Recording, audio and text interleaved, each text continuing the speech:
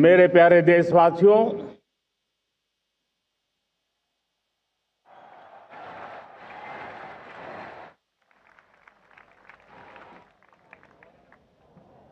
आजादी का ये महापर्व 140 करोड़ संकल्पों का पर्व है। आजादी का ये पर्व सामूहिक सिद्धियों का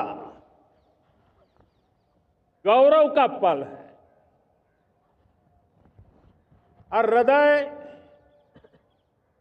उमंग से भरा हुआ है। देश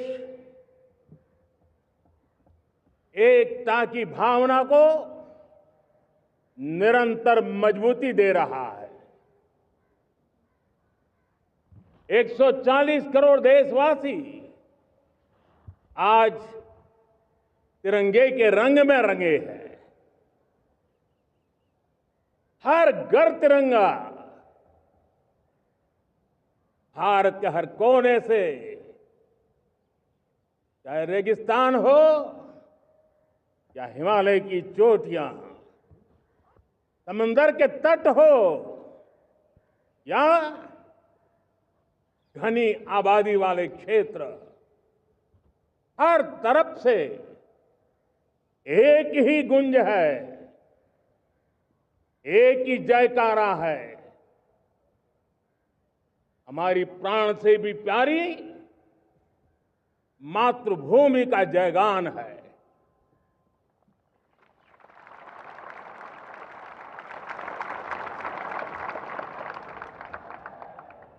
मेरे प्यारे देशवासियों, सन 47 में अनंत संभावनाओं के साथ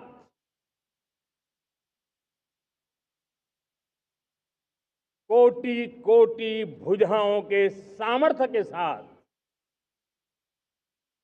हमारा देश आजाद हुआ।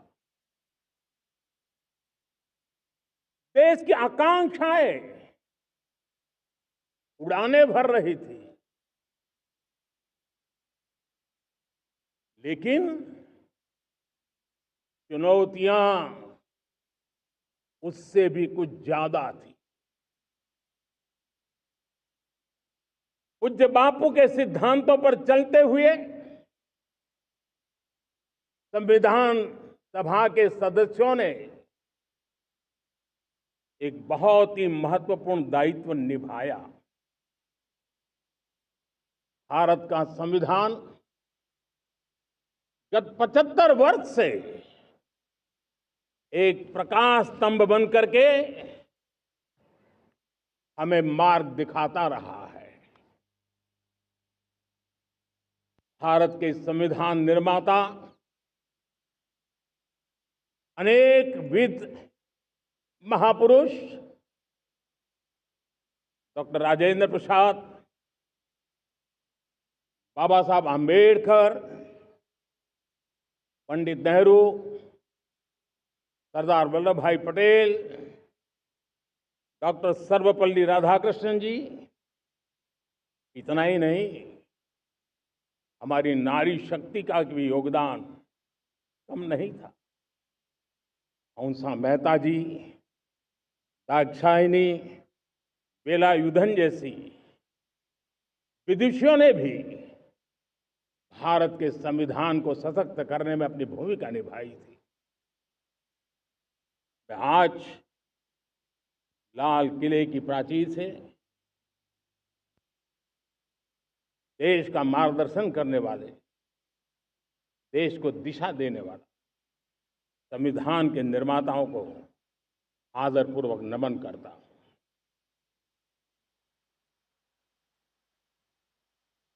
मेरे प्यारे देशवासियों, हम आज डॉक्टर श्यामा प्रसाद मुखर्जी की 125वीं जयंती भी मना रहे हैं। डॉक्टर श्यामा प्रसाद मुखर्जी भारत के संविधान के लिए बलिदान देने वाले देश के पहले महापुरुष थे। संविधान के लिए बलिदान, धारा 370 की दीवार गिराकर एक देश एक संविधान के मंत्र को जब हमने साकार किया तो हमने डॉक्टर श्यामा प्रसाद मुखर्जी को सच्ची श्रद्धांजलि दी। लाल किले पर आज कई विशेष महानुभाव उपस्थित हैं। दूर सुदूर गांव के पंचायतों के सदस्य हैं, ड्रोन दीदी के प्रतिनिधि हैं, लखपति दीदी की प्रतिनिधि हैं, खेल जगत से जुड़े लोग हैं, राष्ट्र जीवन में कुछ न कुछ देने वाले यहां महानुभाव उपस्थित हैं। एक प्रकार से यहां मेरी आंखों के सामने मैं लघु भारत के दर्शन कर रहा हूं और टेक्नोलॉजी के माध्यम से विशाल भारत के साथ भी आज लाल किला जुड़ा हुआ है। मैं आजादी के इस महापर्व पर देशवासियों का, विश्व भर में फैलाए हुए भारत प्रेमियों का, हमारे मित्रों का हृदय से बहुत बहुत अभिनंदन करता हूं। साथियों, प्रकृति हम सब की परीक्षा ले रही है। पिछले कुछ दिनों में प्राकृतिक आपदाएं, भूस्खलन, बादलों का फटना, न जाने कितनी कितनी आपदाएं हम झेल रहे हैं। पीड़ितों के साथ हमारी संवेदना है। राज्य सरकारें और केंद्र सरकार मिलकर के बचाव के काम, राहत के काम, पुनर्वसन के काम में पूरी शक्ति से जुटे हुए हैं। साथियों, आज 15 अगस्त का एक विशेष महत्व भी मैं देख रहा। मुझे बहुत गर्व हो रहा है। आज मुझे लाल किले की प्राचीर से ऑपरेशन सिंदूर के वीर जाबाजों को सैल्यूट करने का अवसर मिला है।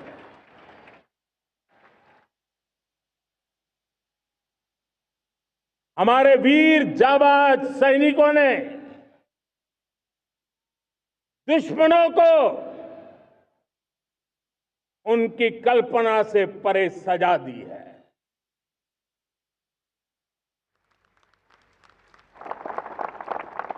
और इस अपील को पहलगाम में सीमा पार से आतंकियों ने आकर के जिस प्रकार का कत्ले आम किया, धर्म पूछ करके लोगों को मारा गया। पत्नी के सामने पति को गोलियां दी, बच्चों के सामने अपने पिता को मौत के घाट उतार दिया गया। पूरा हिंदुस्तान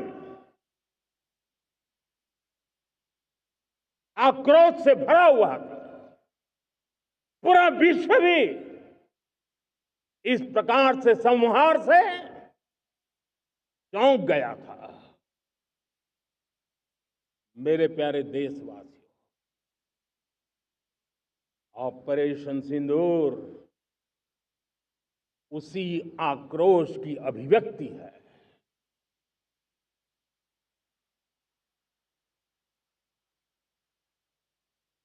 बाईस तारीख के बाद हमने हमारे सेना को खुली छूट दे दी। रणनीति वो तय करे, लक्ष्य वो तय करे, समय भी वो चुने। और हमारी सेना ने वो करके दिखाया जो कई दशकों तक कभी हुआ नहीं था। सैकड़ों किलोमीटर दुश्मन की धरती पर घुस करके आतंकी हेडक्वार्टर्स को मिट्टी में मिला दिया, आतंकी इमारतों को खंडहर बना दिया।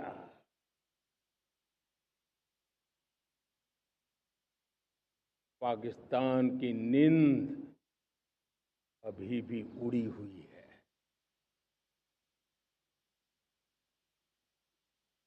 पाकिस्तान में हुई तबाही इतनी बड़ी है कि रोज नए नए खुलासे हो रहे हैं, नई नई जानकारियां आ रही हैं। मेरे प्यारे देशवासियों, हमारा देश कई दशकों से आतंक को झेलता आया हुआ है।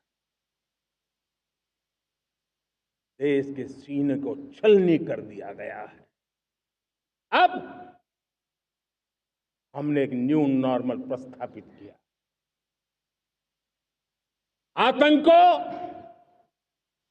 और आतंकी को पालने पोसने वालों को, आतंकियों को ताकत देने वालों को अब हम अलग अलग नहीं मानेंगे।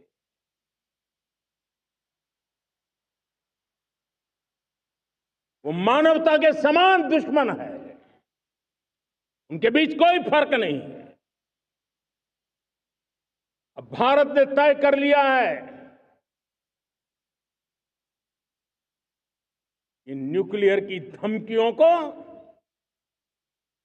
अब हम सहने वाले नहीं हैं। न्यूक्लियर ब्लैकमेल लंबे अरसे से चलाया, अब वो ब्लैकमेल नहीं सहा जाएगा।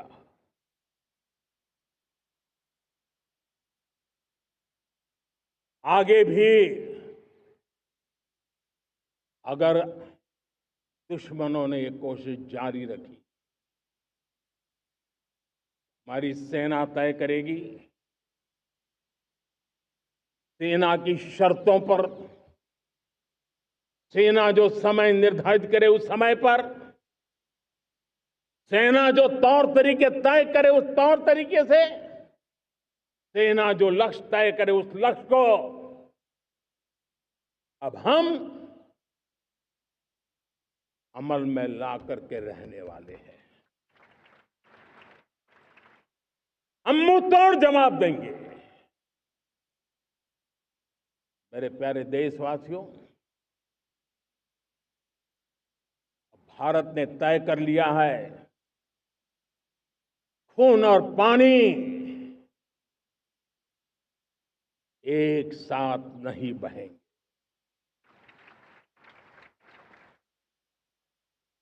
अब देशवासियों को भली भांति पता चला है कि सिंधु का समझौता कितना अन्यायपूर्ण है, कितना एक तरफा है। भारत से निकलती नदियों का पानी दुश्मनों के खेत को सींच रहा है और मेरे देश के किसान, मेरे देश की धरती पानी के बिना प्यासी है।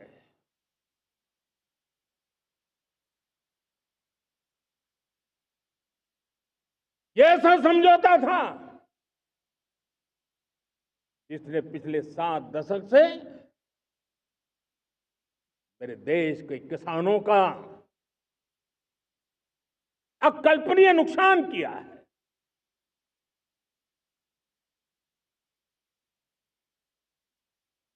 अब हिंदुस्तान के हक का जो पानी है उस पर अधिकार सिर्फ और सिर्फ हिंदुस्तान का है, हिंदुस्तान के किसानों का है। भारत कतई सिंधु समझौते को, उस स्वरूप को दशकों तक सहा है, उस स्वरूप को आगे नहीं सहा जाएगा। किसान हित में, राष्ट्र हित में ये समझौता हमें मंजूर नहीं है। मेरे प्यारे देशवासियों, आजादी के लिए असंख्य लोगों ने बलिदान दी, अपनी जवानी खपा दी, जेलों में जिंदगी गुजारी है, फांसी के तख्त पर लटके हैं, कुछ लेने पाने बनने के लिए नहीं, मां भारती के स्वाभिमान के लिए, कोटि कोटि जनों की आजादी के लिए, गुलामी की जंजीरों को तोड़ने के लिए। और मन में एक ही भाव था, स्वाभिमान। साथियों, गुलामी ने हमें निर्धन बना दिया, गुलामी ने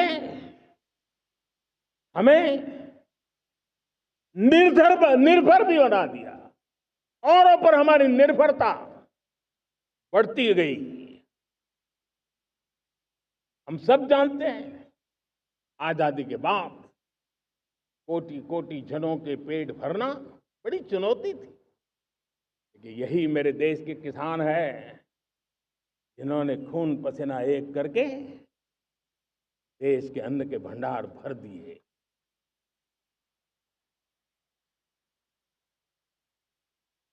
अनाज के संबंध में देश को आत्मनिर्भर बना दिया। एक राष्ट्र के लिए आत्मसम्मान की सबसे बड़ी कसौटी आज भी उसकी आत्मनिर्भरता है। और मेरे प्यारे देशवासियों, विकसित भारत का आधार भी है आत्मनिर्भर भारत।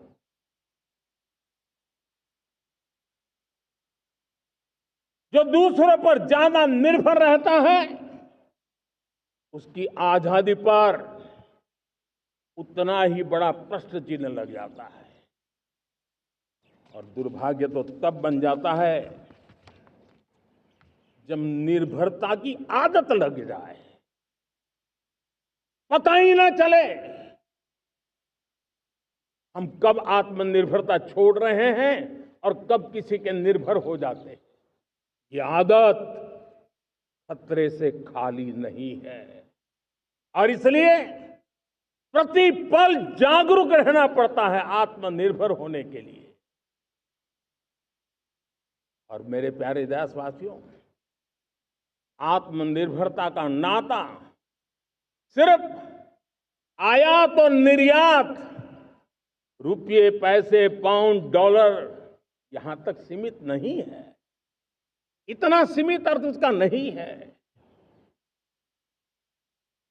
आत्मनिर्भरता का नाता हमारे सामर्थ्य से जुड़ा हुआ है। और जब आत्मनिर्भरता खत्म होने लगती है तो सामर्थ्य भी निरंतर क्षीण होता जाता है। और इसलिए हमारे सामर्थ्य को बचाए रखने, बनाए रखने और बढ़ाए रखने के लिए आत्मनिर्भर होना बहुत अनिवार्य है।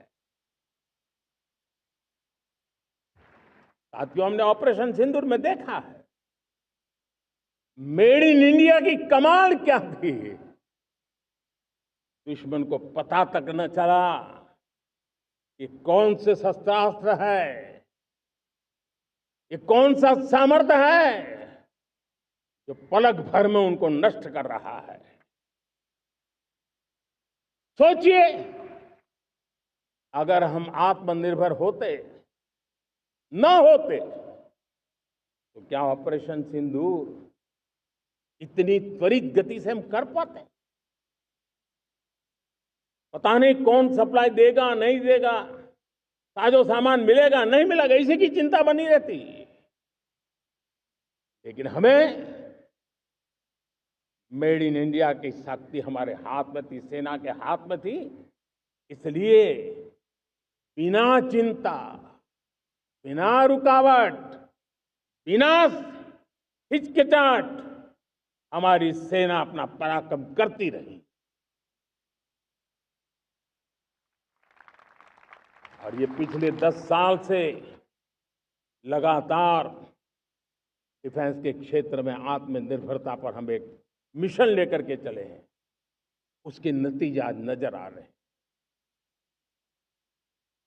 साथियों, मैं एक और विषय पर आपका ध्यान आकर्षित करना चाहता हूं। ये बात से कोई इनकार नहीं कर सकता कि 21वीं सदी टेक्नोलॉजी ड्रिवन सेंचुरी है। और जब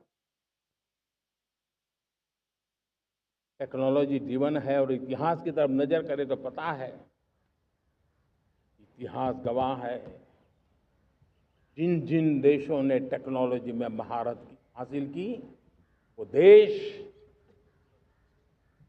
विकास की ऊंचाइयों को पार कर गए, शिखर पर पहुंच गए। आर्थिक शक्ति नए पैमाने पर पहुंचती गई। हम जब टेक्नोलॉजी के अलग अलग आयामों की बात करते हैं तो मैं आपका ध्यान आकर्षित करता हूं सेमीकंडक्टर्स पे। उदाहरण के तौर पे बताता हूं,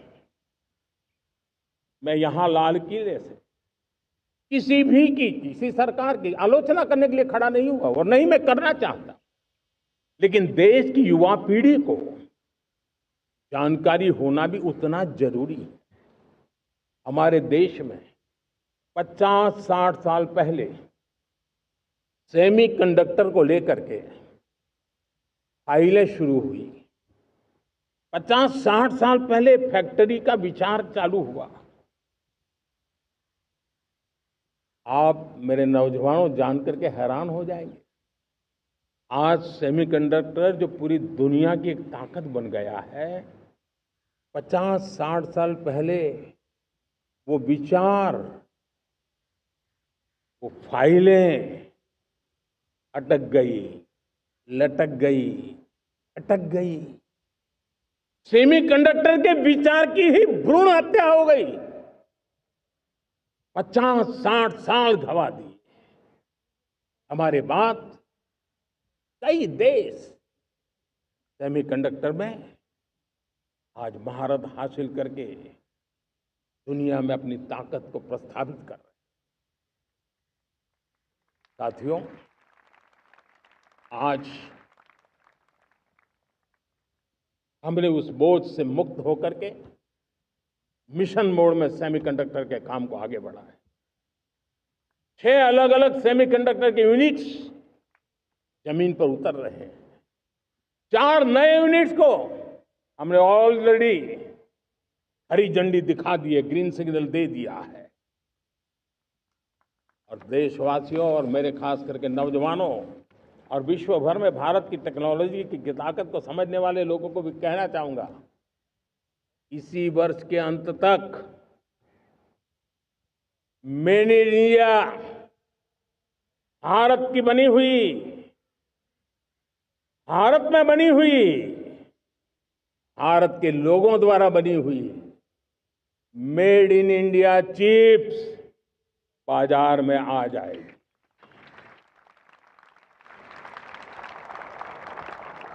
मैं दूसरा उदाहरण देना चाहता हूं। अब ऊर्जा के क्षेत्र में हम सब जानते हैं कि हम एनर्जी के लिए बहुत सारे देशों पर डिपेंडेंट है। पेट्रोल हो, डीजल हो, गैस हो, लाखों करोड़ रुपए हमें खर्च करके लाना पड़ता है।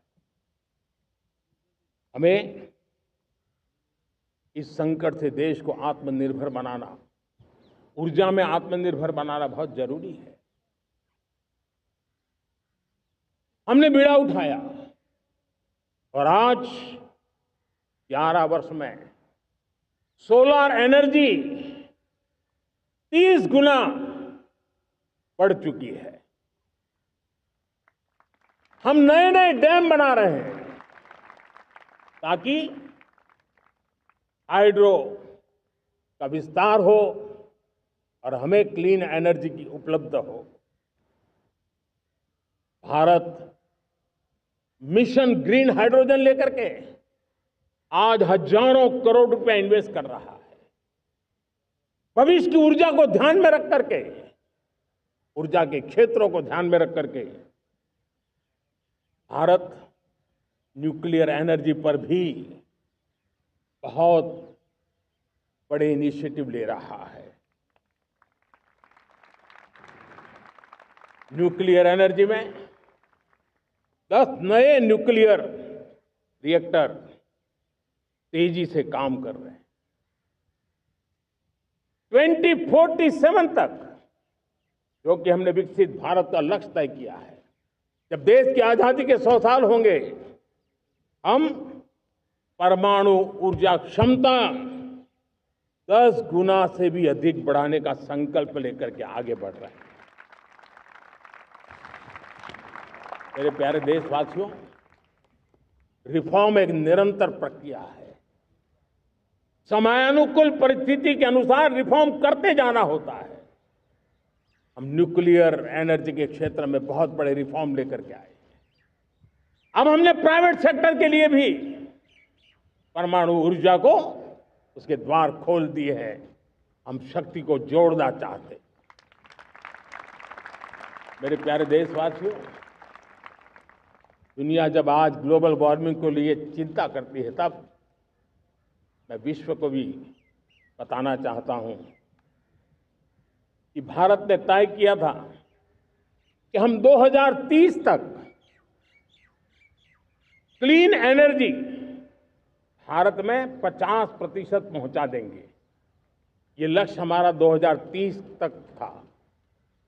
मेरे देशवासियों का सामर्थ्य देखिए, मेरे देशवासियों की संकल्प शक्ति देखिए, मेरे देशवासियों को विकसित भारत बनाने का संकल्प को पूर्ण करने के लिए उनकी दौड़ देखिए।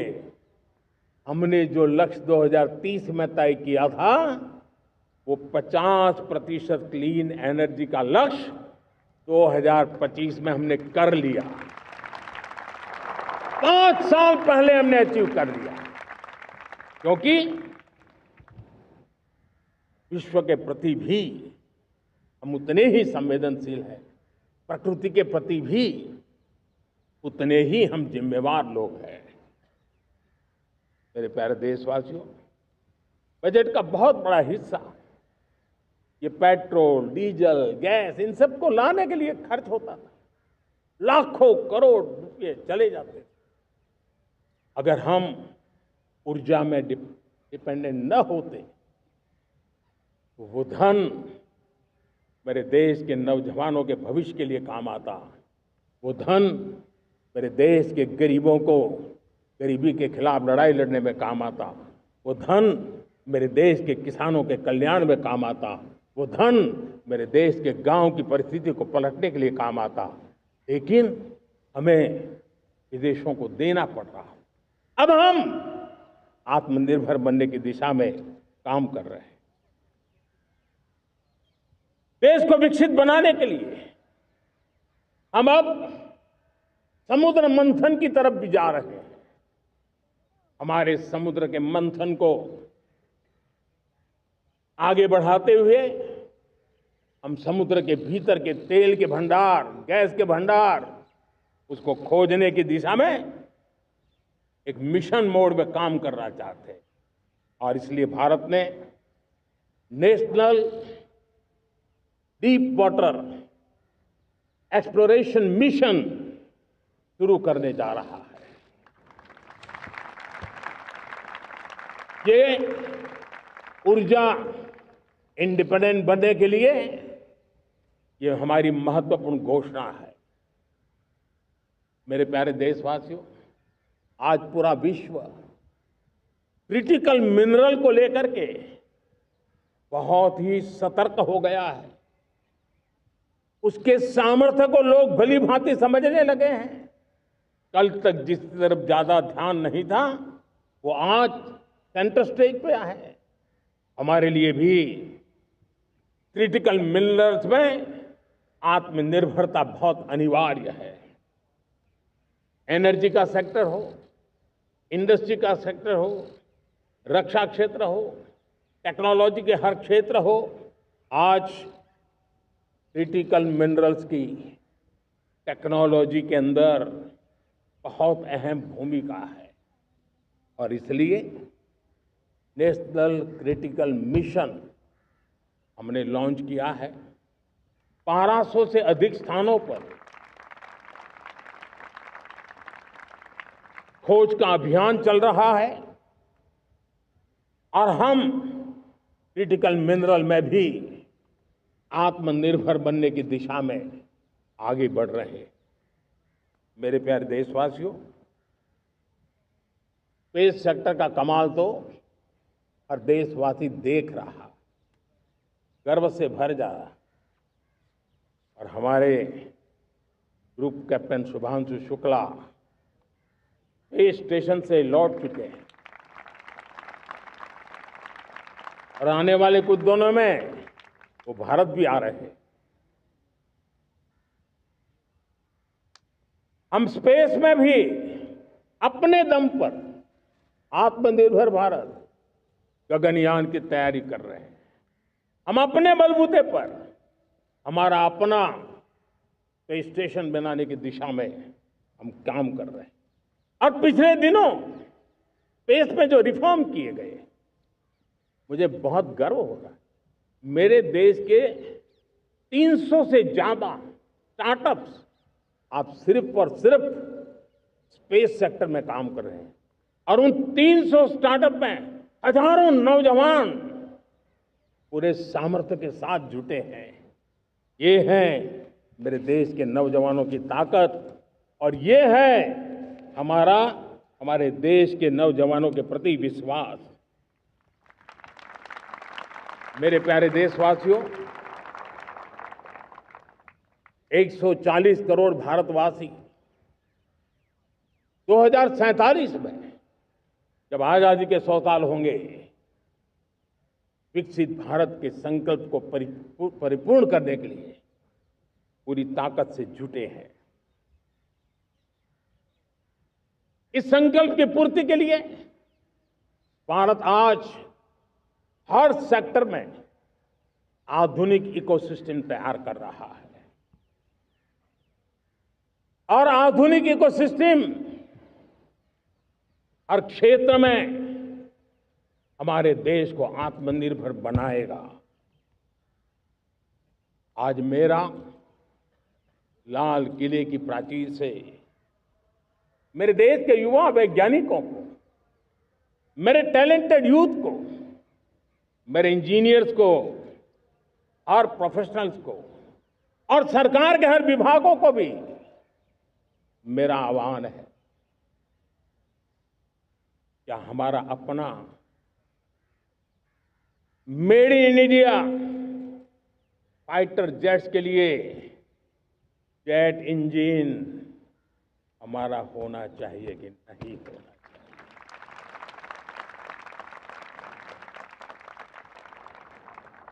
हम फार्मा ऑफ द वर्ल्ड माने जाते हैं। वैक्सीन में हम नए नए विक्रम स्थापित करते हैं, लेकिन क्या समय की मांग नहीं है? हम रिसर्च और डेवलपमेंट में और ताकत लगाएं, हमारे अपने पेटेंट हो,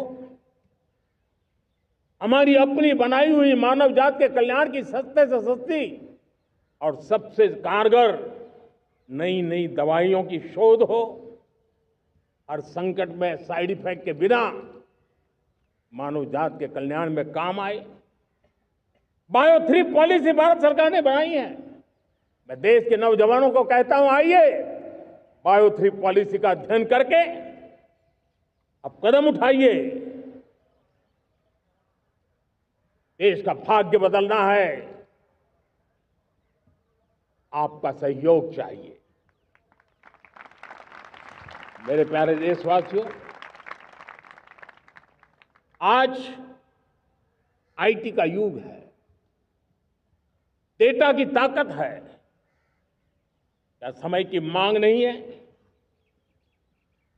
ऑपरेटिंग सिस्टम से लेकर के साइबर सुरक्षा तक, डीप टेक से लेकर के आर्टिफिशियल इंटेलिजेंस तक, सारी चीजें हमारी अपनी हो, जिस पर हमारे ही लोगों का सामर्थ्य जुटा हुआ हो, उनकी सामर्थ्य शक्ति का विश्व को परिचय कराए। साथियों, आज दुनिया में सोशल मीडिया कहो, बाकी प्लेटफॉर्म कहो, दुनिया के प्लेटफॉर्म पर हम काम कर रहे हैं। दुनिया ने हमने दिखा दिया है, यूपीआई का हमारा प्लेटफॉर्म आज दुनिया को अजोबा कर रहा है। हमारे में सामर्थ्य है। रियल टाइम ट्रांजैक्शन में 50% अकेला भारत यूपीआई के माध्यम से कर रहा है। इसका मतलब की ताकत है। क्रिएटिव वर्ल्ड हो, सोशल मीडिया हो, ये जितने भी प्लेटफॉर्म्स हैं, मेरे देश के नौजवानों में चुनौती करता हूं आपको, आइए हमारे अपने प्लेटफॉर्म क्यों ना हो, हम क्यों दूसरों पर निर्भर रहे, क्यों भारत का धन बाहर जाए। और मुझे आपके सामर्थ्य पर भरोसा है। मेरे प्यारे देशवासी, जैसे ऊर्जा के क्षेत्र में हम डिपेंडेंट हैं, वैसा ही देश का दुर्भाग्य है कि फर्टिलाइजर, उसमें भी हमें दुनिया पर निर्भर रहना पड़ता है। मेरे देश के किसान भी फर्टिलाइजर का सही उपयोग कर करके धरती माता की सेवा कर सकते हैं। अनाप शनाप उपयोग से भी धरती मां को बहुत नुकसान पहुंचा रहे हैं। लेकिन साथ साथ मैं देश के नौजवानों को कहना चाहता हूं, देश के उद्योग जगत को कहना चाहता हूं, देश के प्राइवेट सेक्टर को कहना चाहता हूं, आइए हम फर्टिलाइजर के भंडार भर दें, हम नए नए तौर तरीके खोजें और भारत की आवश्यकता के अनुसार हम अपना फर्टिलाइजर तैयार करें। हम औरों पर निर्भर न रहे। साथियों, आने वाला युग ईवी का है। अब ईवी बैटरी क्या हम नहीं बनाएंगे? हम निर्भर रहेंगे? सोलर पैनल की बात हो, इलेक्ट्रिक व्हीकल्स के लिए जिन जिन चीजों की आवश्यकताएं हैं, वो हमारी अपनी होनी चाहिए। साथियों, मैं ये इसलिए कहने की हिम्मत करता हूं, क्यों? क्योंकि मुझे देश के नौजवानों के सामर्थ्य पर भरोसा है। और भरोसा सिर्फ वो मेरे देश के नौजवान है इतने मात्र से नहीं है। कोविड के समय हम बहुत सारी चीजों पर निर्भर थे। तो मेरे देश के नौजवानों को कहा गया कि वैक्सीन हमारी अपनी चाहिए, देश ने करके दिखाया। कोविन प्लेटफॉर्म हमारा अपना होना चाहिए, देश ने करके दिखाया। करोड़ों करोड़ों लोगों की जिंदगी बचाने का काम हमने किया है। वही स्पिरिट, वही जज्बा हमें जीवन के हर क्षेत्र में आत्मनिर्भर बनने के लिए अपना सब कुछ देना है। अपना जो बेस्ट है वो हमें दे करके रहना है। साथियों, पिछले 11 साल में एंटरप्रेन्योरशिप, उद्यमशीलता को बहुत बड़ी ताकत मिली। आज लाखों स्टार्टअप्स टियर 2, टियर 3 सिटी में देश की अर्थशक्ति को, देश के इनोवेशन को ताकत दे रहे हैं। उसी प्रकार से मुद्रा योजना से हमारे देश के करोड़ों नौजवान, उसमें भी हमारी बेटियां, करोड़ों करोड़ों लोग मुद्रा से लोन लेकर के अपना खुद का कारोबार कर रहे हैं। खुद तो अपने पैरों पर खड़े हुए हैं, लेकिन औरों को भी पैरों पर खड़े रहने की ताकत देते हैं। वे भी एक प्रकार से हर व्यक्ति को आत्मनिर्भर बनाने का अवसर दे रही है। मेरे साथियों, विमेन सेल्फ हेल्प ग्रुप, किसी का ध्यान नहीं था। पिछले 10 साल में विमेन सेल्फ हेल्प ग्रुप ने कमाल करके दिखाया। आज उनके प्रोडक्ट दुनिया के बाजार में जाने लगे हैं। लाखों करोड़ों का कारोबार हमारे विमेन सेल्फ हेल्प ग्रुप करते हैं। मैंने एक बार मन की बात में खिलौने की बात कही थी। हम करोड़ों करोड़ रुपए के खिलौने विदेश से लाते थे। मैंने ऐसे ही मन की बात में कहा, करे मेरे देश के नौजवानों, ऐसा भी करें इन्हें क्या, किलो भी बाहर जाएंगे। और आज मैं गर्व से कहता हूं कि मेरा देश खिलौने एक्सपोर्ट करने लग गया है। यानी देश के सामर्थ्य को हर प्रकार के अवसर मिले, हर रुकावटों से मुक्ति मिले, उसको सर्वाधिक करने के लिए प्रेरित किया जाए। देश कर सकता है। मैं देश के युवाओं से कहता हूं, आइए आप इनोवेटिव आइडियाज लेकर के, आपके आइडियाज को मरने मत देना दोस्तों। आज का आपका आइडिया हो सकता है आने वाली पीढ़ी का भविष्य बना सकता है। मैं आपके साथ खड़ा हूं, मैं आपके लिए काम करने के लिए तैयार हूं, आपका साथी बन के काम करने तैयार हूं। आप आइए, हिम्मत जुटाइए, इनिशिएटिव लीजिए। जो युवा मैन्युफैक्चरिंग के बारे में सोचते हैं, आइए आगे बढ़िए। सरकार के नियमों में बदलाव करना है, मुझे बताइए। अब देश रुकना नहीं चाहता है। 2047 दूर नहीं है, एक एक पल की कीमत है और हम एक भी पल गंवाना नहीं चाहते दोस्तों।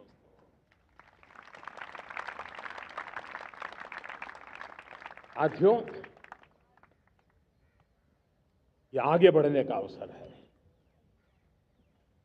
बड़े सपने देखने का अवसर है, संकल्प के लिए समर्पित होने का अवसर है। जब सरकार आपके साथ है और मैं स्वयं आपके साथ हूं, तब हम नया इतिहास बना सकते हैं।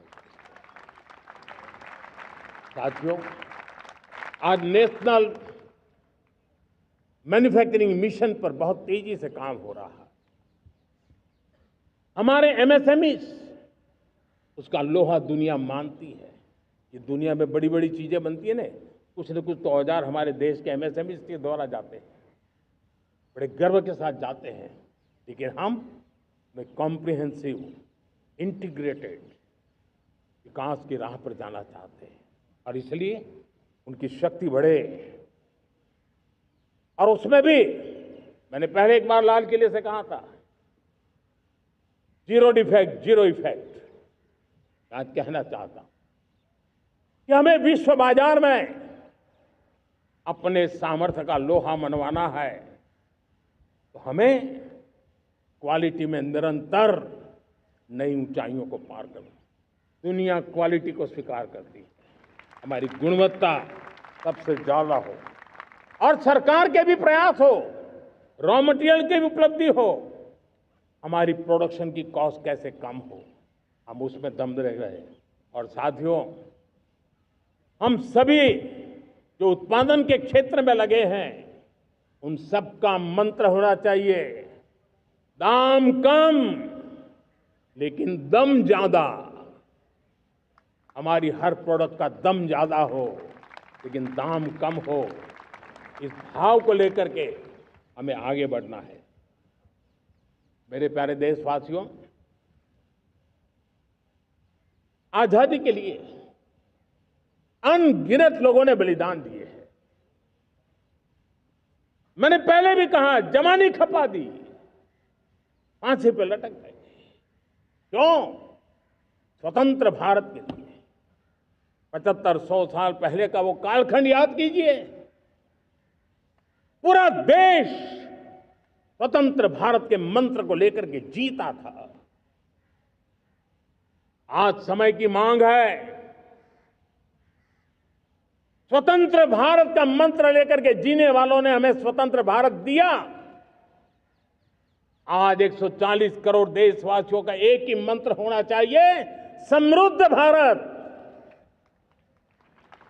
अगर कोटि कोटि लोगों के बलिदान से स्वतंत्र भारत हो सकता है, तो कोटि कोटि लोगों के संकल्प से, पुरुषार्थ से, आत्मनिर्भर बनने से वोकल फॉर लोकल की बात करने से, स्वदेशी का मंत्र को जापने से समृद्ध भारत भी बन सकता है। वो पीढ़ी स्वतंत्र भारत के लिए खप गई थी, ये पीढ़ी समृद्ध भारत के लिए नए कदम उठाए, यही समय की मांग है। और इसलिए मैं आज बार बार आग्रह करता हूं और मैं देश के सभी इन्फ्लुएंसर्स को कहना चाहता हूं, इस मंत्र को आगे बढ़ाने में मेरी मदद कीजिए। मैं सभी राजनीतिक दलों को, राजनेताओं को सबसे कहता हूं कि आइए, ये किसी राजनीतिक दल का एजेंडा नहीं है, भारत हम सबका है। हम मिलकर के वोकल फॉर लोकल उस मंत्र को हर नागरिक के जीवन का मंत्र बनाएं। भारत में बनी हुई, भारत के नागरिकों के पसीने से बनी हुई वो चीजें जिसमें भारत की मिट्टी की महक हो और जो भारत के आत्मनिर्भर के संकल्प को ताकत देता हो, हम उसी को खरीदेंगे, हम उसी का उपयोग करेंगे। हम उस दिशा में आगे आए, यह हमारा सामूहिक संकल्प हो। देखते ही देखते हम दुनिया बदल देंगे दोस्तों। मैं आज हर छोटे मोटे व्यापारी को, दुकानदार से आग्रह करना चाहता हूं, आपकी भी जिम्मेवारी है। हम छोटे थे, हमने कभी बाजार में देखा नहीं था कि शुद्ध घी की दुकान, ऐसे ही लिखा जाता था घी की दुकान। लेकिन समय रहते लोग लिखने लगे शुद्ध घी की दुकान। मैं चाहता हूं देश में ऐसे व्यापारी आगे आए, ऐसे दुकानदार आए कि हाँ स्वदेशी माल बिकता है, वो बोर्ड लगा रहे हैं। हम स्वदेशी का गर्व करने लगे। हम स्वदेशी मजबूरी में नहीं, मजबूती के साथ उपयोग करेंगे, मजबूती के लिए उपयोग करेंगे और जरूरत पड़ी तो औरों को मजबूर करने के लिए उपयोग करेंगे। ये हमारी ताकत होनी चाहिए, ये हमारा मंत्र होना चाहिए। मेरे प्यारे देशवासियों,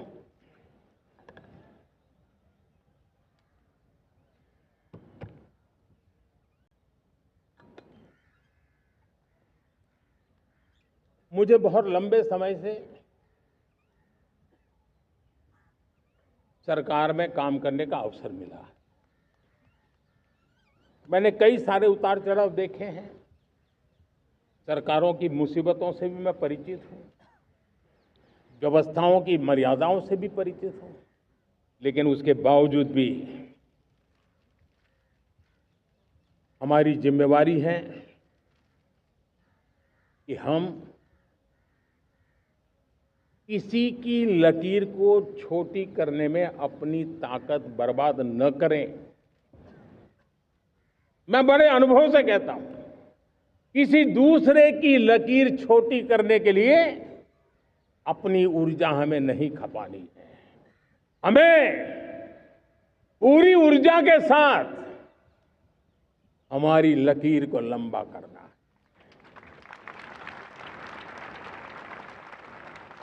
हम अगर अपनी लकीर लंबी करते हैं तो दुनिया भी हमारा लोहा मानेगी। आज जब वैश्विक परिस्थितियों में आर्थिक स्वार्थ दिनों दिन बढ़ रहा है, तब समय की मांग है कि हम उन संकटों के रोते बैठने की जरूरत नहीं है। हिम्मत के साथ हम अपनी लकीर को लंबी करें। और मैं 25 साल के शासन के अनुभव से कह सकता हूं, अगर ये रास्ता हमने चुन लिया, हर किसी ने चुन लिया, तो फिर कोई स्वार्थ हमें अपनी चंगुल में नहीं फंसा सकता है। मेरे प्यारे देशवासियों, बीता दशक रिफॉर्म, परफॉर्म, ट्रांसफॉर्म कर रहा है। लेकिन अब हमें और नई ताकत से जुड़ना है।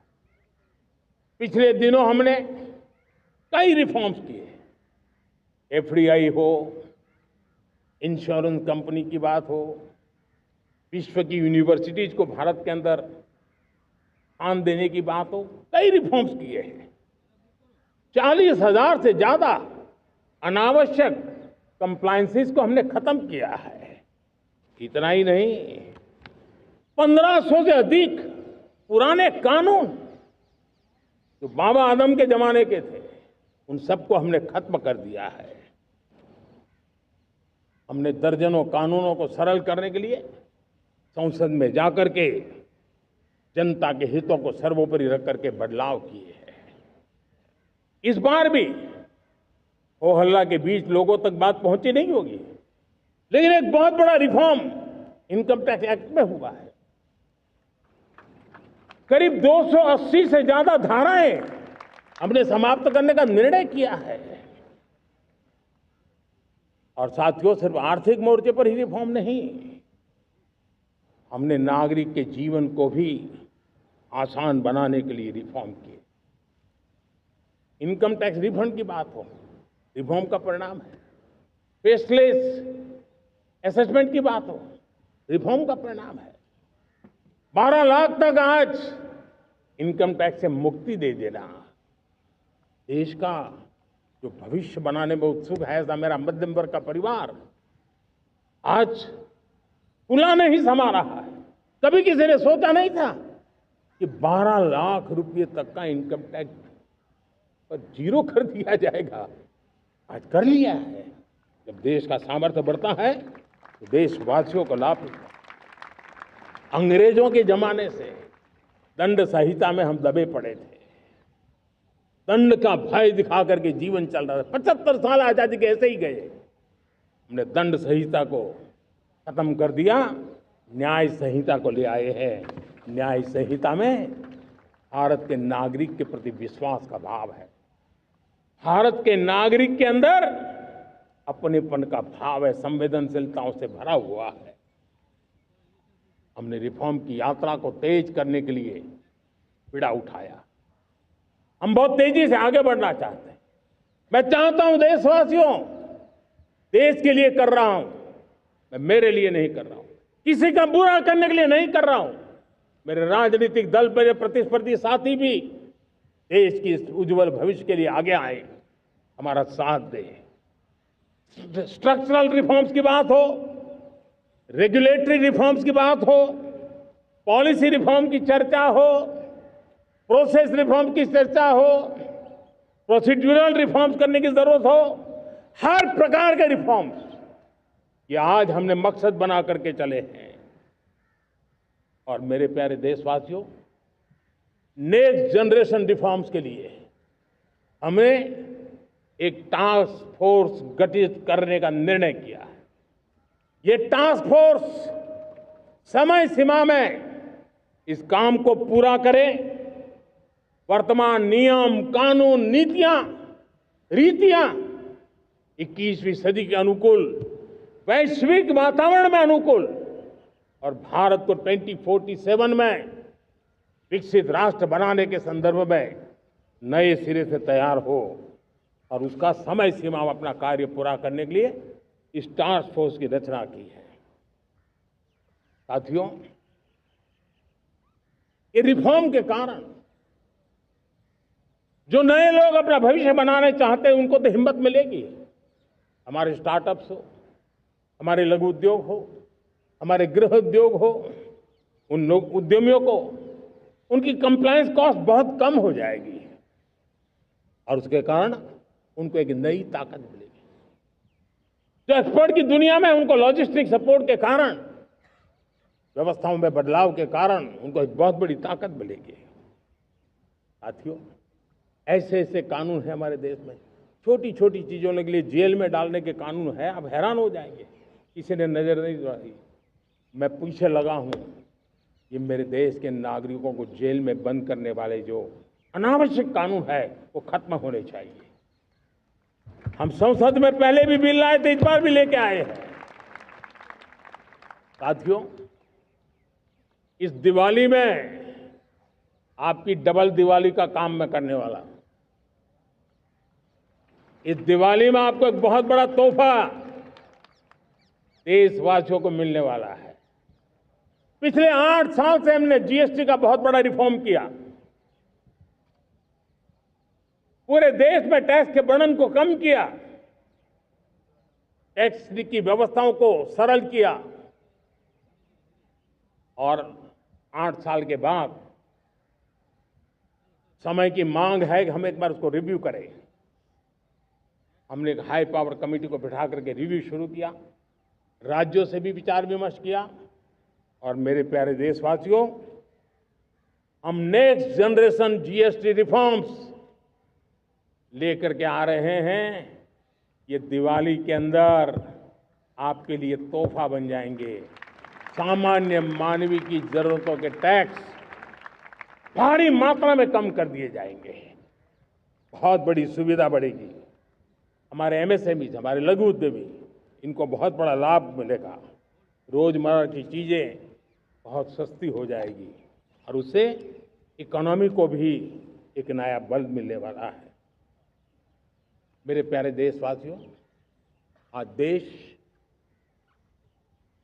तीसरी बड़ी इकोनॉमी बनने के लिए समय तेज गति से आगे बढ़ रहा है। हम दरवाजे खटखटा रहे हैं और बहुत तेजी से हम उसको अचीव भी कर लेंगे। और कोई तो दिन होगा मैं आपके बीच आकर के लाल किले की प्राचीर से ये खबर भी सुनाऊंगा।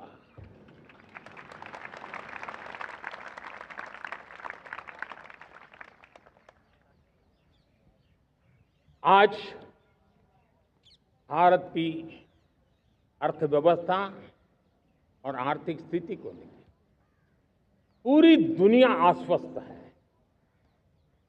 इतनी अस्थिरता के बीच आशा की किरण बना हुआ है भारत का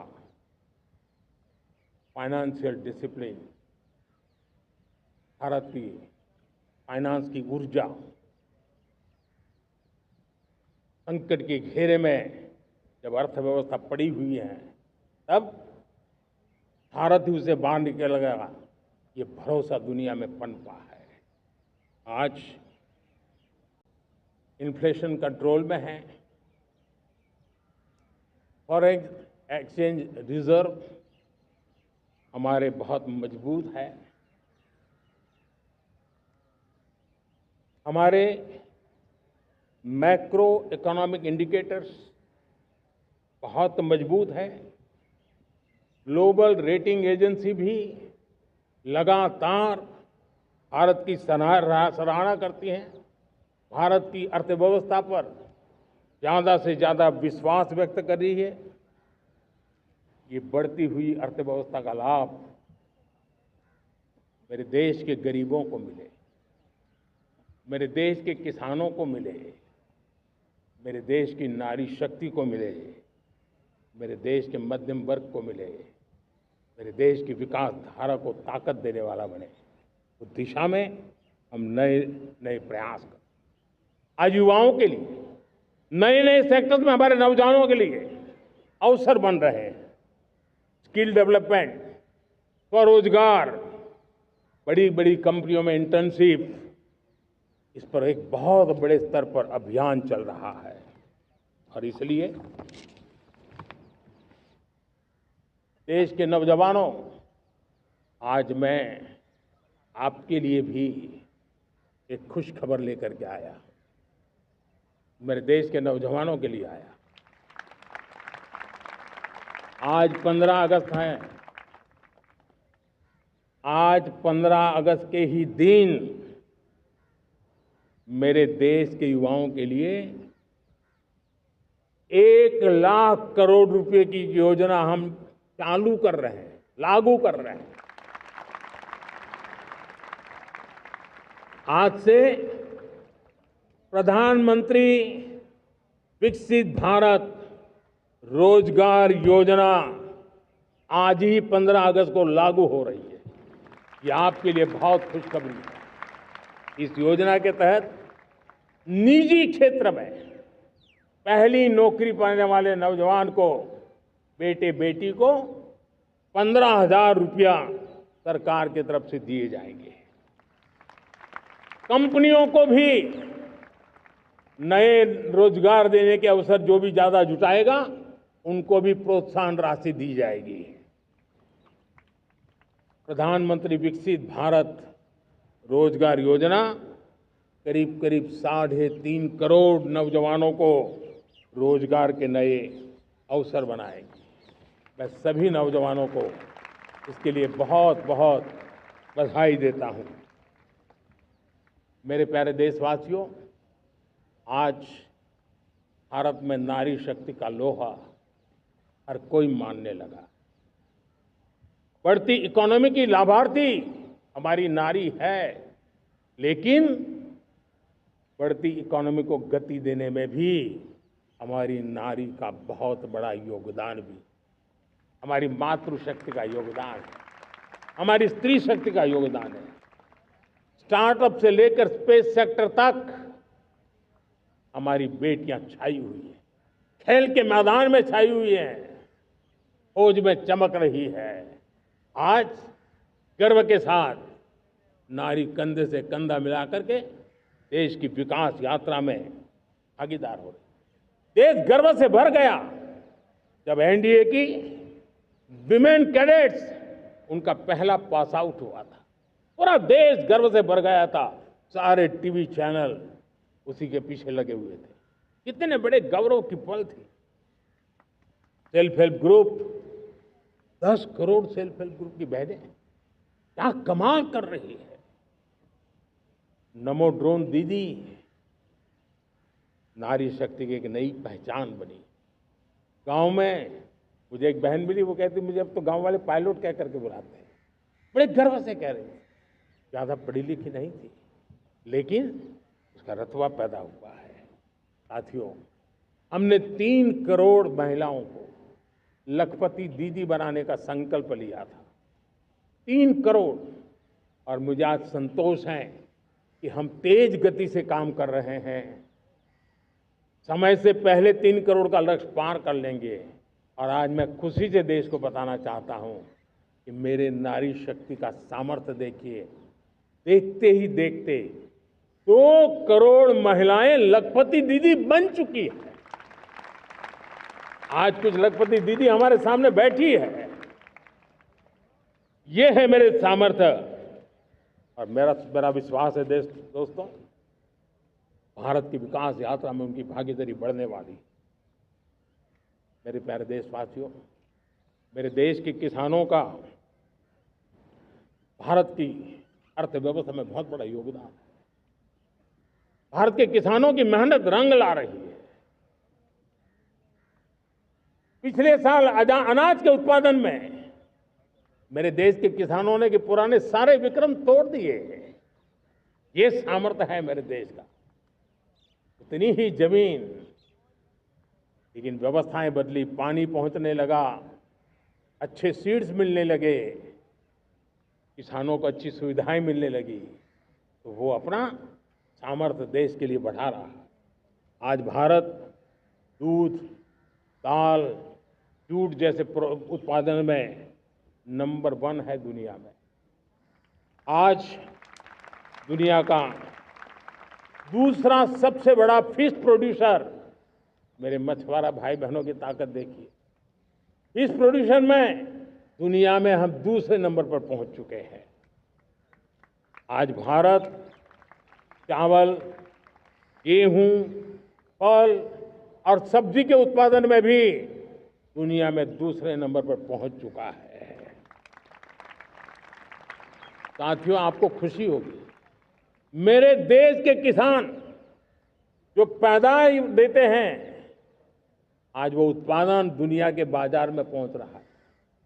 4 लाख करोड़ रुपया एग्रो प्रोडक्ट का एक्सपोर्ट हुआ है। ये मेरे देश के किसानों ने हमें ताकत दिखाई है। हम छोटे किसान हो, पशुपालक हो, मछुआरे हो, देश के विकास की अनेक योजनाओं का लाभ आज हम उन तक पहुंचा रहे हैं। पीएम किसान सम्मान निधि हो, रेन वाटर हार्वेस्टिंग हो, सिंचाई की योजनाएं हो, क्वालिटी सीड्स हो, फर्टिलाइजर की आवश्यकता हो, हर क्षेत्र में आज और किसान को एक भरोसा हो गया है फसल बीमा का। वो साहसिक बना रहा, उसका परिणाम भी देश को मिल रहा है। जो पहले कल्पना की बात थी आज हकीकत बन गई है। देशवासियों, हमारे देश के पशुधन को बचाने के हमें कोविड की वैक्सीन मुफ्त में मिली, वो तो याद है, लेकिन हम पशुधन के लिए भी अब तक 125 डोज मुफ्त में पशुओं को लगा चुके हैं। फूट एंड माउथ डिसीज से मुक्ति पाने के लिए, जो हमारा यहाँ उत्तर भारत में उसे खुरपका मुंहपका बीमारी कहते हैं, उसे बचाने के लिए 125 करोड़ डोज हम लगा चुके हैं और मुफ्त में लगा चुके हैं। हम खेती के मामले में देश के वो जिले जहां के किसान औरों से पीछे रह गए, किसी न किसी कारण से 100 जिले ऐसे हैं जहां अपेक्षाकृत कम खेती है, और इसलिए हमने 100 जिले आइडेंटिफाई किए हैं पूरे देश में से, और वहां के किसानों को एम्पावर करना, किसानों को शक्ति देना, किसानों को मदद करने का एक अभियान चलाया है। और इसके लिए पीएम धन धान्य कृषि योजना का आरंभ किया है। पीएम धन धान्य कृषि योजना वो देश के 100 जिले जहां थोड़ी सी भी मदद कर देंगे तो वहां का किसान भी भारत के अन्य किसानों की बराबरी कर देगा। मेरे प्यारे देशवासियों, भारत के किसान, भारत के पशुपालक, भारत के मछुआरे, ये हमारी सबसे बड़ी प्राथमिकता है। भारत के किसान, भारत के मछुआरे, भारत के पशुपालक, उनसे जुड़ी किसी भी अहितकारी नीति के आगे मोदी दीवार बन के खड़ा है।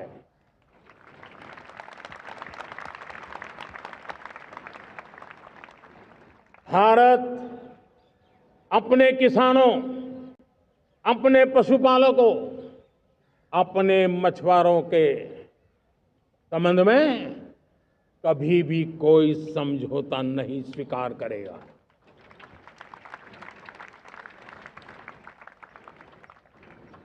प्यारे देशवासियों, गरीबी क्या होती है मुझे किताबों में पढ़ना नहीं पड़ा है, मैं जानता। सरकार में भी रहा हूं और इसलिए मेरी कोशिश रही है कि सरकार फाइलों में नहीं होनी चाहिए।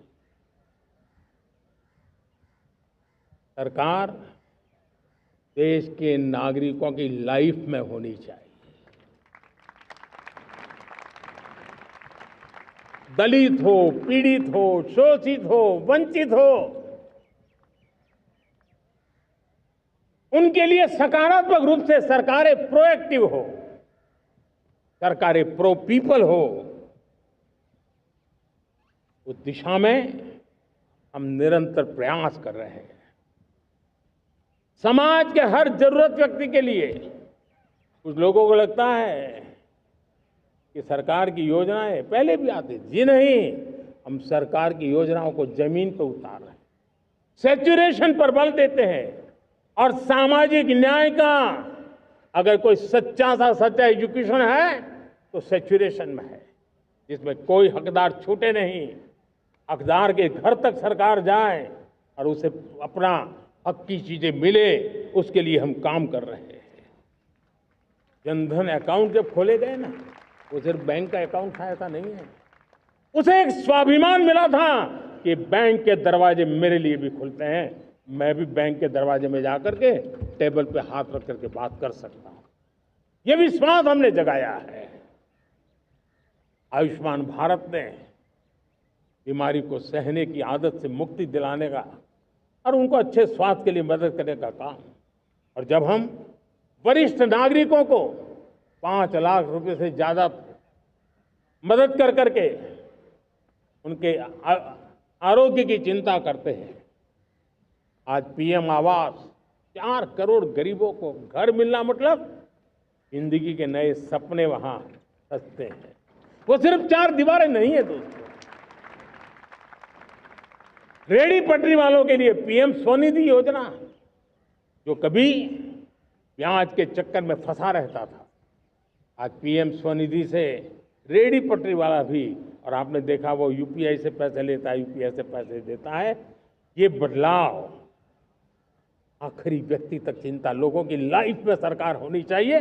उसी के कारण ये जमीन से जुड़ी योजनाएं बनती हैं और जमीन से जुड़ी योजनाएं जमीन पर उतरती हैं और जमीन से उतरी हुई योजनाएं जीवन में बदलाव लाने का एक सशक्त माध्यम बन जाती है। एक समय था गरीब हो, पीड़ित हो, आदिवासी हो, वंचित हो, दिव्यांग हो, हमारी विधवा माताएं बहनें हो, अपने हक के लिए दर दर भटकते रहते थे। सरकारी दफ्तरों में चक्कर लगाते लगाते जिंदगी पूरी हो जाती। आज सरकार आपके दरवाजे पर आती है, सैचुरेशन के अप्रोच को लेकर के आती है। करोड़ों लाभार्थियों को सरकारी योजनाओं का लाभ मिल रहा है। डायरेक्ट बेनिफिट ट्रांसफर एक बहुत बड़ा क्रांतिकारी काम हुआ है। साथियों, गरीबी हटाओ के नारे देश ने बहुत सुने हैं, लाल किले से भी सुने, और देश सुन सुन करके थक गया था और देश ने मान लिया था कि गरीबी हट नहीं सकती है। लेकिन जब हम योजनाओं को गरीब के घर तक ले जाते हैं, विश्वास को गरीब के मन में हम पैदा करते हैं, तब मेरे देश के 25 करोड़ गरीब गरीबी को परास्त कर करके, गरीबी से बाहर निकल करके एक नया इतिहास बनाते हैं। आज 10 करोड़ गरीब और 10 वर्ष में 25 करोड़ से ज्यादा गरीब गरीबी को परास्त कर करके गरीबी से बाहर निकले हैं और एक न्यू मिडिल क्लास तैयार हुआ है। मेरे साथियों, ये न्यू मिडिल क्लास और मिडिल क्लास एक ऐसी जुगलबंदी है जिसमें एस्पिरेशन भी है, एफर्ट भी है। वो देश को आगे बढ़ाने के लिए बहुत बड़ा सामर्थ्य बनने वाली है। मेरे प्यारे देशवासियों, बहुत ही निकट भविष्य में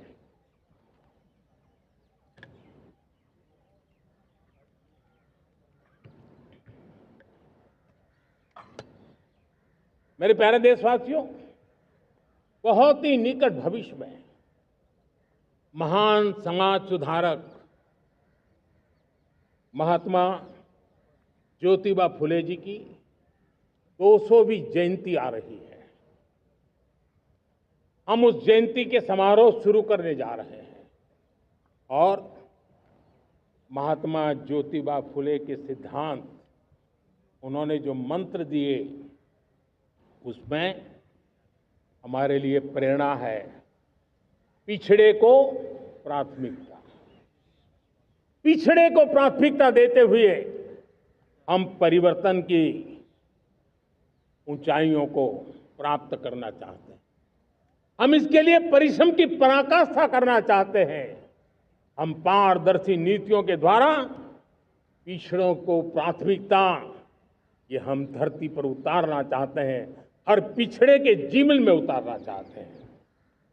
साथियों, रेहड़ी पटरी वालों के लिए स्वनिधि योजना हो या हमारे हुनर वाले, हाथ से काम करने वाले विश्वकर्मा योजना की बात हो, आदिवासी में भी जो पिछड़े रह गए हैं उनके लिए पीएम जनधन की योजना की बात हो, हमारे पूर्वी भारत को विकास में पूरे देश के अंदर बराबरी में लाना और उनको नेतृत्व देने की दिशा में काम हो।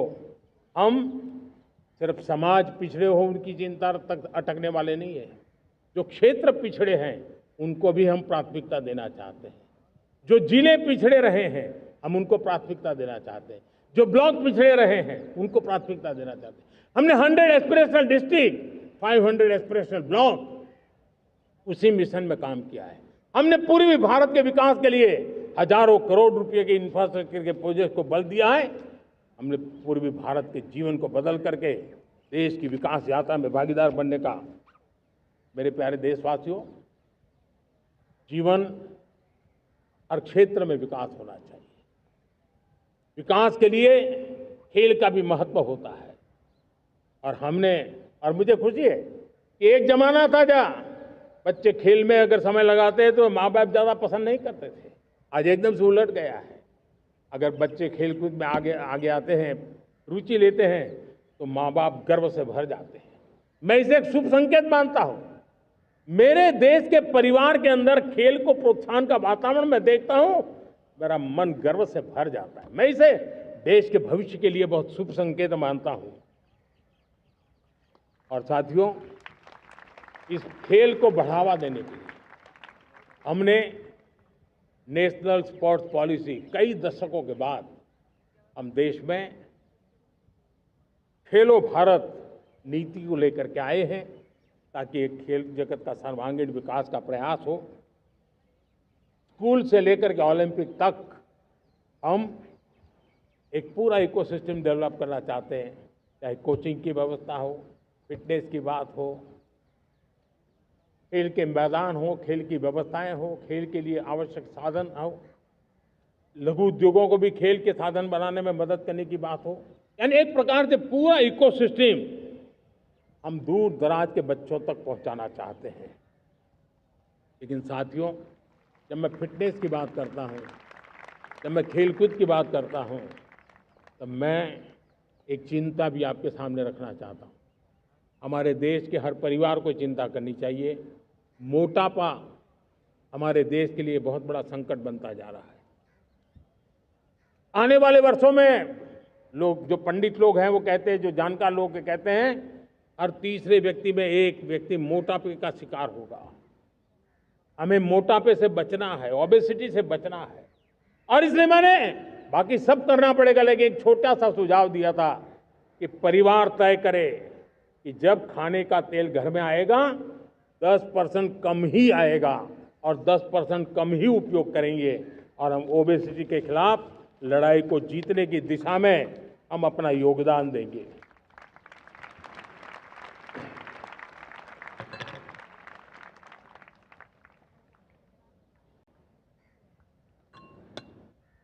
मेरे प्यारे देशवासियों, हमारा देश भाग्यवान है। हजारों साल की विरासत के हम धनी हैं, और वो हमें निरंतर ऊर्जा मिलती है, प्रेरणा मिलती है, त्याग और तपस्या की राह मिलती है। आज गुरु तेग बहादुर, यह वर्ष गुरु तेग बहादुर जी का 350वां शहीदी वर्ष है। देश की संस्कृति की रक्षा, भारत के मूल्यों की रक्षा के लिए उन्होंने अपना सब कुछ न्योछावर कर दिया। मैं आज उनको नमन करता हूं। साथियों, हमारी संस्कृति की ताकत हमारी विविधता है। हम विविधता को सेलिब्रेट करना चाहते हैं। हम विविधता को सेलिब्रेट करने की आदत बनाना चाहते हैं। यह हमारा गौरव है कि हमारा भारत माँ का ये बगीचा कितने विविध प्रकार के फूलों से सजा हुआ है, कितनी विविधताएं हैं। ये विविधता हमारे लिए एक बहुत बड़ा, हमारी विरासत है, बहुत बड़ा गौरव है। हमने प्रयागराज के महाकुंभ में देखा भारत की विविधता को कैसे जिया जाता है।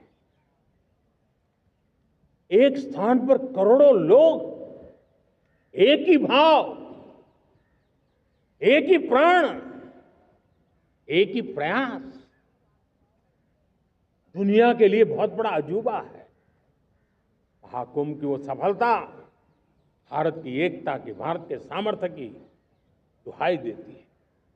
साथियों, हमारा देश भाषाओं की विविधता से बहुत ही भरा हुआ है, पुलकित है। और इसीलिए हमने मराठी, असमिया, बांग्ला, पाली, प्राकृत को क्लासिकल लैंग्वेज का दर्जा दिया है।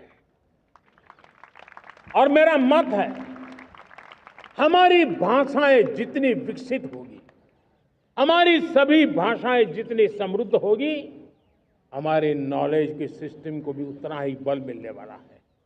और हमारी वो ताकत है, आज जब डेटा का जमाना है ना, तो ये ताकत दुनिया के लिए भी बड़ी ताकत बन सकती है। इतना सामर्थ्य हमारी लैंग्वेज में। हमें हमारी सभी भाषाओं पर गर्व होना चाहिए। हमारी सभी भाषाओं के विकास के लिए हर किसी ने बनते हुए प्रयास करना चाहिए। साथियों, पांडुलिपि में हमारे ज्ञान के भंडार पड़े हैं, लेकिन उसके प्रति उदासीनता रही है। इस बार हमने ज्ञान भारतम योजना के तहत देश भर में जहां भी हस्तलिखित ग्रंथ है, जहां पांडुलिपियां हैं, सदियों पुराने जो दस्तावेज हैं, उनको खोज खोज करके आज की टेक्नोलॉजी का उपयोग करते हुए उस ज्ञान की समृद्धि को आने वाली पीढ़ियों के लिए काम आए, उस दिशा में काम कर रहे हैं।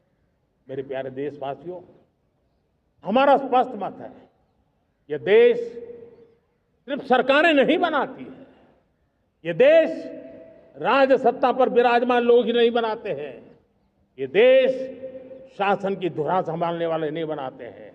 ये देश बनता है कोटि कोटि जनों के पुरुषार्थ से, ऋषियों के, मुनियों से, वैज्ञानिकों के, शिक्षकों के, किसानों के, जवानों के, सेना के, मजदूरों के, हर किसी के प्रयास से देश बनता है। हर किसी का योगदान होता है, व्यक्ति का भी होता है, संस्थाओं का भी होता है। आज मैं बहुत गर्व के साथ एक बात का जिक्र करना चाहता हूं। आज से 100 साल पहले एक संगठन का जन्म हुआ, राष्ट्रीय स्वयंसेवक संघ। 100 साल की राष्ट्र की सेवा एक बहुत ही गौरवपूर्ण स्वर्णिम पृष्ठ है। व्यक्ति निर्माण से राष्ट्र निर्माण के संकल्प को लेकर के 100 साल तक मां भारती का कल्याण का लक्ष्य लेकर के लक्षावधि स्वयंसेवकों ने मातृभूमि के कल्याण के लिए अपना जीवन समर्पित किया है। सेवा, समर्पण, संगठन और अप्रतिम अनुशासन, ये जिसकी पहचान रही है, ऐसा राष्ट्रीय स्वयंसेवक संघ दुनिया का ये सबसे बड़ा एनजीओ है। एक प्रकार से 100 साल का उसका समर्पण का इतिहास है। आज लाल किले की प्राचीर से 100 साल की इस राष्ट्र सेवा की यात्रा में योगदान करने वाले सभी स्वयंसेवकों को आदरपूर्वक स्मरण करता हूं और देश गर्व करता है राष्ट्रीय स्वयंसेवक संघ की इस 100 साल की भव्य समर्पित यात्रा को, और हमें प्रेरणा देता रहेगा।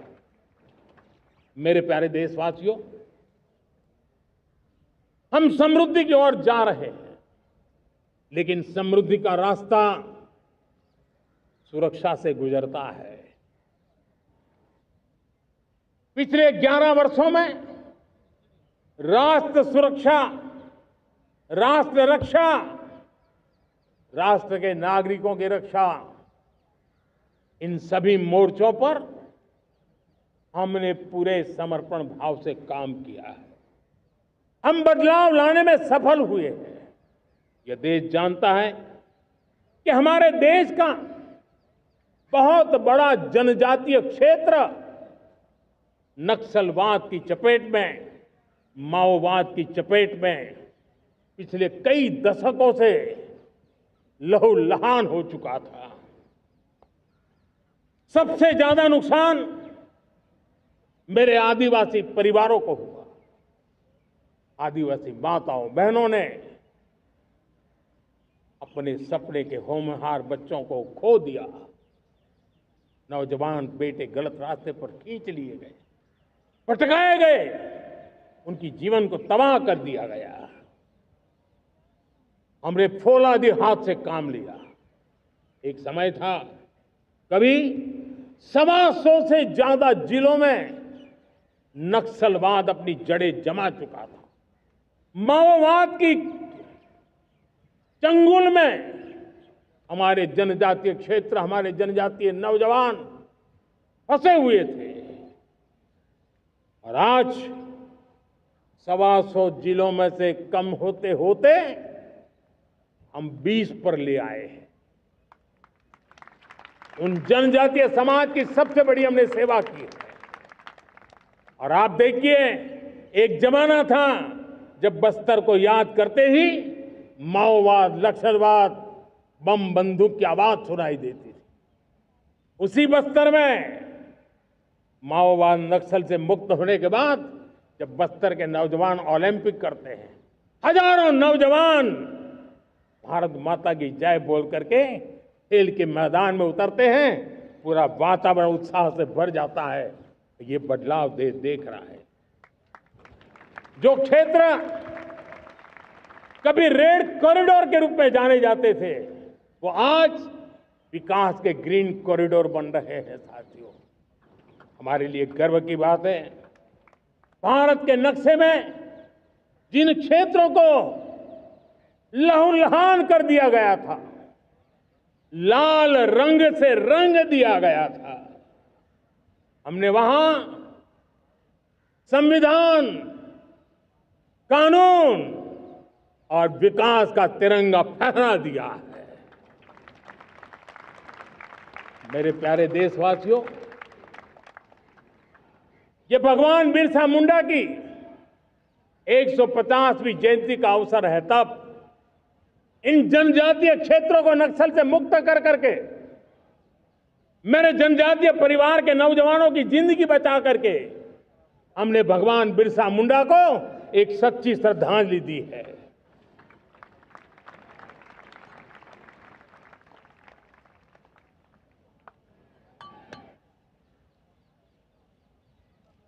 मेरे प्यारे देशवासियों, मैं आज देश के सामने एक चिंता, एक चुनौती के संबंध में आगाह करना चाहता हूं। षड्यंत्र के तहत, सोची समझी साजिश के तहत देश की डेमोग्राफी को बदला जा रहा है। एक नए संकट के बीज बोए जा रहे हैं और ये घुसपैठिए मेरे देश के नौजवानों की रोजी रोटी छीन रहे हैं। एक घुसपैठिए मेरे देश की बहन बेटियों को निशाना बना रहे हैं। ये बर्दाश्त नहीं होगा। ये घुसपैठिए भोले भाले आदिवासियों को भ्रमित करके उनकी जमीनों पर कब्जा कर रहे हैं। ये देश सहन नहीं करेगा। और इसलिए मेरे प्यारे देशवासियों, जब डेमोग्राफी परिवर्तन होता है, सीमावर्ती क्षेत्रों में डेमोग्राफी में परिवर्तन होता है, तब राष्ट्रीय सुरक्षा के लिए संकट पैदा होता है। देश की एकता, अखंडता और प्रगति के लिए ये संकट पैदा, सामाजिक तनाव के बीज बो देता है। और कोई देश अपना देश घुसपैठियों के हवाले नहीं कर सकता है। दुनिया का कोई देश नहीं कर सकता है, तो हम भारत को कैसे कर सकते हैं? हमारे पूर्वजों ने त्याग और बलिदान से आजादी पाई है, हमें स्वतंत्र भारत दिया है। उन महापुरुषों के प्रति हमारा कर्तव्य है कि हम हमारे देश में ऐसी हरकतों को स्वीकार न करें। उनकी सच्ची श्रद्धांजलि होगी। और इसलिए मैं आज लाल किले की प्राचीर से कहना चाहता हूं, हमने एक हाई पावर्ड डेमोग्राफी मिशन शुरू करने का निर्णय किया है।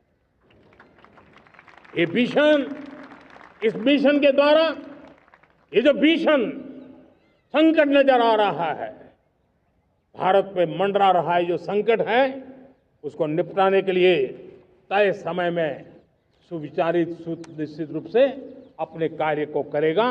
उस दिशा में हम आगे बढ़ रहे हैं। मेरे प्यारे देशवासियों, कल जन्माष्टमी का पावन पर्व है। भगवान श्री कृष्ण का जन्मोत्सव देश में मनाया जाता है। साथियों, जब मुझे भगवान श्री कृष्ण याद आते हैं तो हम देख रहे हैं कि पूरे विश्व में आज युद्ध के तौर तरीके बदल रहे हैं। हमने देखा है कि भारत युद्ध के हर नए तौर तरीकों को निपटने में समृद्ध है। हमने ऑपरेशन सिंदूर में दिखा दिया है, टेक्नोलॉजी में जो भी महारत थी। पाकिस्तान ने हमारे सैन्य ठिकानों पर, हमारे एयरबेस पर, हमारे संवेदनशील स्थानों पर, हमारे आस्था के केंद्रों पर, हमारे नागरिकों पर मिसाइल्स, ड्रोन अनगिनत मात्रा में उन्होंने वार किया। देश ने देखा है, लेकिन देश को सुरक्षित रखने के जो प्रयास पिछले 10 साल में हुए हैं, उस ताकत का परिणाम था कि उनके हर हमले को हमारे जाबाजों ने और हमारी टेक्नोलॉजी ने तिनके की तरह बिखेर दी।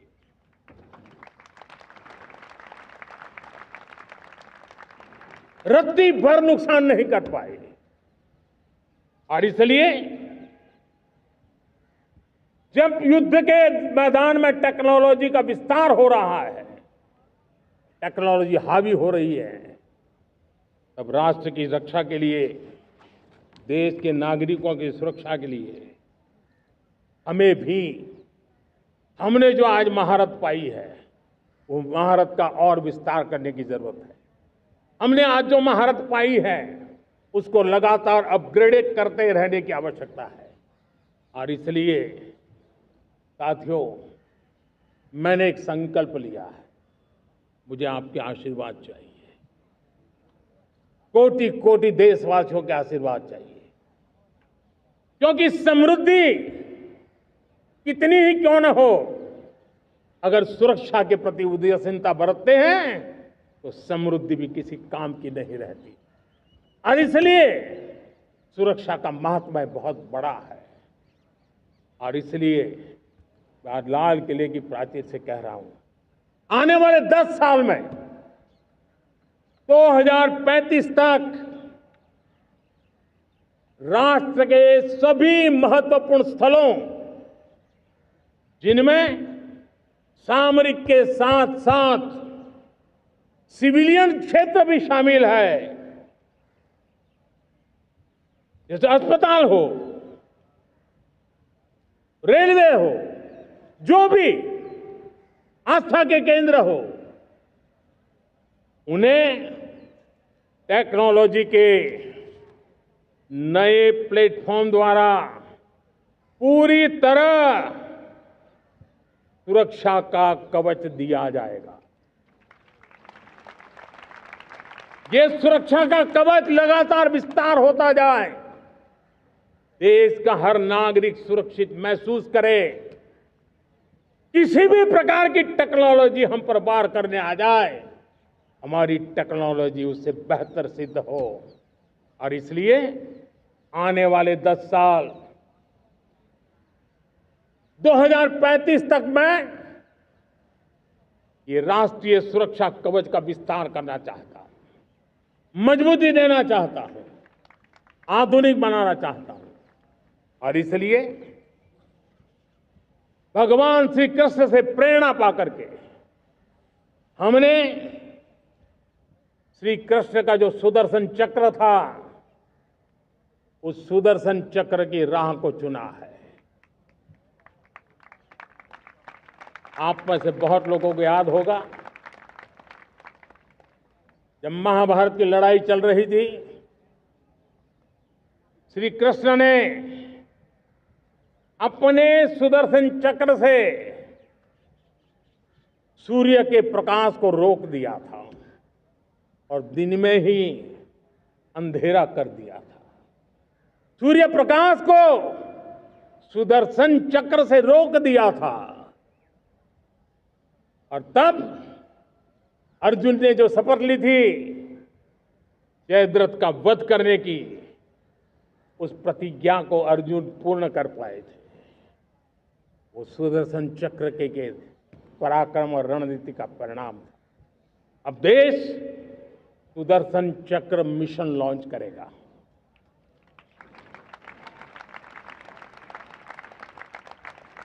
ये मिशन सुदर्शन चक्र एक पावरफुल वेपन सिस्टम दुश्मन के हमले को न्यूट्रलाइज तो करेगा ही करेगा, लेकिन कई गुना ज्यादा दुश्मन पर हिट बैक करेगा।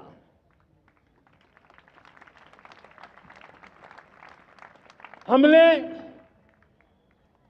भारत के इस मिशन सुदर्शन चक्र के लिए कुछ मूलभूत बातें भी तय की है। आने वाले 10 सालों में हम उसको प्रखरता से आगे बढ़ाना चाहते हैं। एक तो ये पूरी आधुनिक सिस्टम, इसके लिए रिसर्च, डेवलपमेंट, उसकी मैन्युफैक्चरिंग हमारे देश में ही हो, हमारे देश के नौजवानों के टैलेंट से हो, हमारे देश के लोगों के द्वारा बनी। दूसरा, एक ऐसी व्यवस्था होगी जो वॉरफेयर के हिसाब से भविष्य में क्या क्या संभावनाएं हैं उसका हिसाब किताब लगा करके +1 की स्ट्रेटेजी वर्कआउट करेगी। और तीसरा, सुदर्शन चक्र की एक ताकत थी, वो बहुत ही प्रिसाइज, जहां जाना था वहीं जाता था और वापस श्री कृष्ण के पास लौट के आता था। हम इस सुदर्शन चक्र के द्वारा भी टारगेटेड प्रिसाइज एक्शन के लिए भी व्यवस्था को विकसित करने की दिशा में आगे बढ़ेंगे। और इसलिए युद्ध के बदलते तौर तरीकों में राष्ट्र की सुरक्षा, नागरिकों की सुरक्षा के लिए मैं बड़े प्रतिबद्धता के साथ इस कार्य को आगे बढ़ाने के लिए वचन देता हूं। मेरे प्यारे देशवासियों, जब हम लोकतंत्र की बात करते हैं, स्वतंत्र भारत की बात करते हैं, तब हमारा संविधान हमारे लिए सर्वोच्च दीप स्तंभ होता है, हमारा प्रेरणा का केंद्र होता है।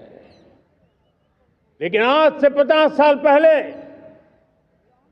भारत के संविधान का गला घोंट दिया गया था, भारत के संविधान के पीठ पे छुरा भोंक दिया गया था, देश को जेल खाना बना दिया गया था, आपातकाल लगा दिया गया था, इमरजेंसी थोप दी गई थी।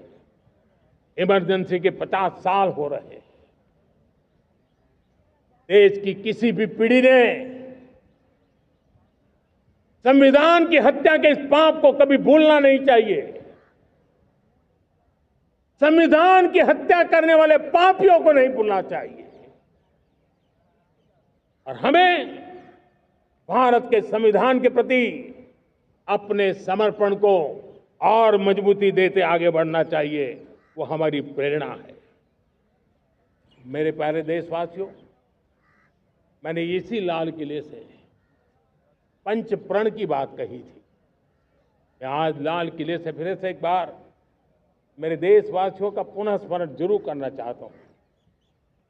विकसित भारत बनाने के लिए न हम रुकेंगे, न हम झुकेंगे।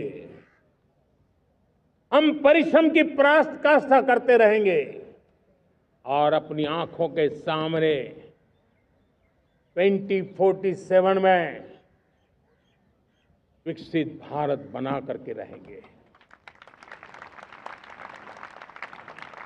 मेरे प्यारे देशवासियों, हमारा दूसरा प्रण है कि हम हमारे जीवन में, हमारी व्यवस्थाओं में, हमारे नियम कानून परंपराओं में गुलामी का एक भी कण अब बचने नहीं देंगे। हम हर प्रकार की गुलामी से मुक्ति पाकर के ही रहेंगे। मेरे प्यारे देशवासियों, हम अपनी विरासत पर गर्व करेंगे। हमारी पहचान का सबसे बड़ा आभूषण, सबसे बड़ा गहना, सबसे बड़ा मुकुटमणि हमारी विरासत है। हम विरासत का गर्व करेंगे। मेरे प्यारे देशवासियों, इन सब के लिए एकता, ये मंत्र सबसे बड़ा शक्तिशाली मंत्र है और इसलिए एकता की डोर को कोई काट न सके, ये हमारा सामूहिक संकल्प होगा। मेरे प्यारे देशवासियों, मां भारती के प्रति कर्तव्य निभाना ये पूजा से कम नहीं है, तपस्या से कम नहीं है, आराधना से कम नहीं है। और उसी भाव से हम सब मातृभूमि के कल्याण के लिए परिश्रम की पराकाष्ठा करते हुए 2047 विकसित भारत के लक्ष्य को पार करने के लिए अपने आप को खपा देंगे, अपने आप को झोंक देंगे। जो भी सामर्थ्य है, कोई भी अवसर को छोड़ेंगे नहीं। इतना ही नहीं, नए अवसरों को निर्माण करेंगे और निर्मित करने के बाद हम 140 करोड़ देशवासियों के सामर्थ्य से आगे बढ़ते ही रहेंगे, बढ़ते ही रहेंगे, बढ़ते ही रहेंगे। मेरे प्यारे देशवासियों, हमें याद रखना है, 140 करोड़ देशवासियों को याद रखना है, परिश्रम में जो तपा है, परिश्रम में जो तपा है, उसने ही तो इतिहास रचा है। परिश्रम में जो तपा है, उसने ही तो इतिहास रचा है। जिसने फौलादी चट्टानों को तोड़ा है, जिसने फौलादी चट्टानों को तोड़ा है, उसने ही समय को मोड़ा है। जिसने फौलादी चट्टानों को तोड़ा है, उसने ही समय को मोड़ा है। और समय को मोड़ देने का भी, समय को मोड़ देने का भी यही समय है, सही समय है। मेरे प्यारे देशवासियों, एक बार फिर आप सबको आजादी के इस महान पर्व की अनेक अनेक शुभकामनाएं देता हूं, बहुत बहुत बधाई देता हूं। मेरे साथ बोलेंगे, जय हिंद, जय हिंद, जय हिंद। भारत माता की, भारत माता की, भारत माता की। वंदे, वंदे, वंदे। बहुत बहुत धन्यवाद। जनगण मन अधिनायक जय हे।